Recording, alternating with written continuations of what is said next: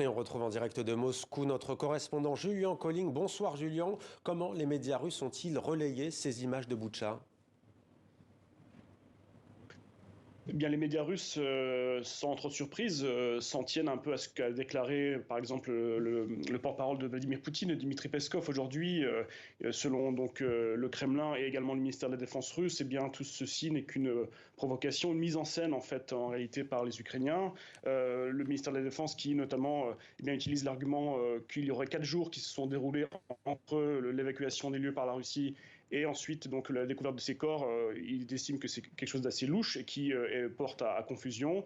Et donc pour le Kremlin, voilà, le marteler, dire que la Russie n'est pour rien dans tout ça, que c'est une provocation visant encore une fois à critiquer et à mettre vraiment l'opprobre sur la Russie. Et donc les médias russes sont bien sûr sur la même ligne. Le journal par exemple Izvestia, quotidien plutôt proche du gouvernement, relate l'avis des leaders séparatistes dans le Donbass. Selon eux, tout ceci est fait pour que l'Ukraine reçoive encore plus d'armes de la part de l'Occident. Également, on peut aussi bien mettre en exergue la réaction des télévisions gouvernementales russes qui sont souvent sur des tons assez agressifs et assez critiques. Et bien pour eux, cette provocation est carrément le fruit d'une manipulation décidée par les services d'État britanniques, les services de renseignement britanniques, qui auraient donc placé ces corps un petit peu, voilà, de manière à faire un scandale mondial. Et donc voilà, aucune remise en cause pour l'instant, bien sûr, sur les différentes voix des médias russes et un rejet total, bien sûr, de la faute sur des forces extérieures, une fois de plus.